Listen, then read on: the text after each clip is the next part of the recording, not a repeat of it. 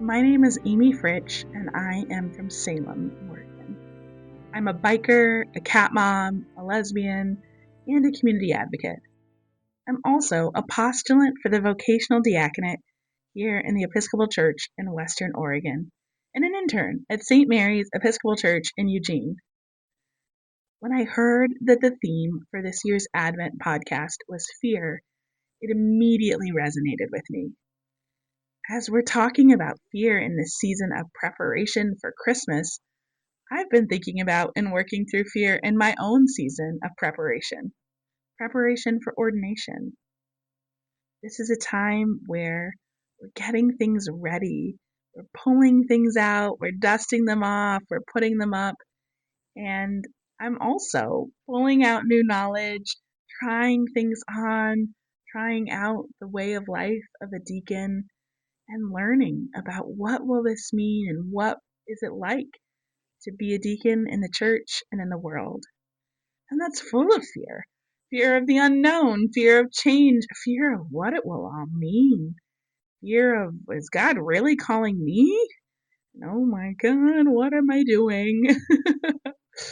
But it's a season of living with that fear, of preparing through my classes, shadowing Deacon Nancy, and by starting to do the work of a deacon, dipping my toes into living out that calling. One of the ways this recently showed up for me was speaking at a Salem City Council meeting. It was a meeting where they were discussing increasing police officer presence, particularly downtown and where our homeless community often spends time. And so I was there to speak against it.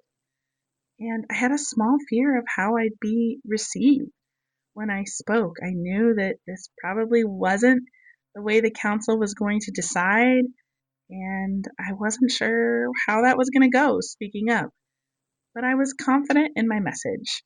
As a Christian who serves a God who did not have a home for much of his life, and as someone who has worked in homeless shelters before and has seen the impact and what happens with increased policing in that community.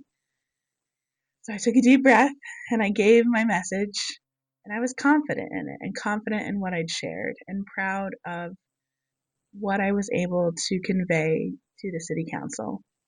And I thought that was it. I sat down, I watched others testify, and continued on with my evening. However, at the break, there was a man who came up to me and expressed his disagreement with what I'd shared. And while his words said he wanted to have a conversation, his body language as he stood over me and his tone that was quite angry, and his words that never let me get a word in edgewise said that it wasn't actually a conversation. And I could feel that in my body. I was getting afraid. My heart rate was speeding up. I was starting to sweat. And then I was so frustrated because I knew he was trying to intimidate me, but his intimidation was intimidating. When I got out to the car afterwards, I made my exit as quick as possible. I was crying in the car, just frustrated that I didn't do things differently and that I had a fear response to something that was scary. And while that wasn't everything that I'd hoped it would be, it did give me an embodied context for thinking about fear. Being a deacon means proclaiming the gospel and speaking out for the marginalized. And as that man proved and showed, that's not always well received. And so a week or so later, I was driving, I was playing back the incident, I was talking it over, what I wish I'd said, what might be different next time.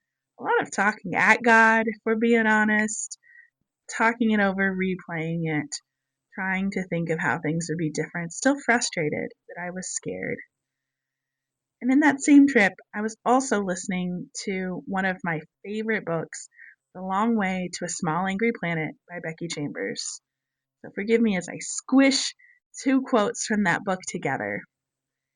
They go, I never thought of fear as something that can go away. It just is. It reminds me that I want to stay alive. So be scared. but I need you to keep working too.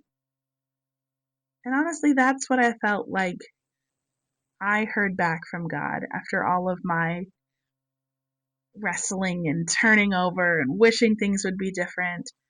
And also realizing that as a deacon, that might happen again.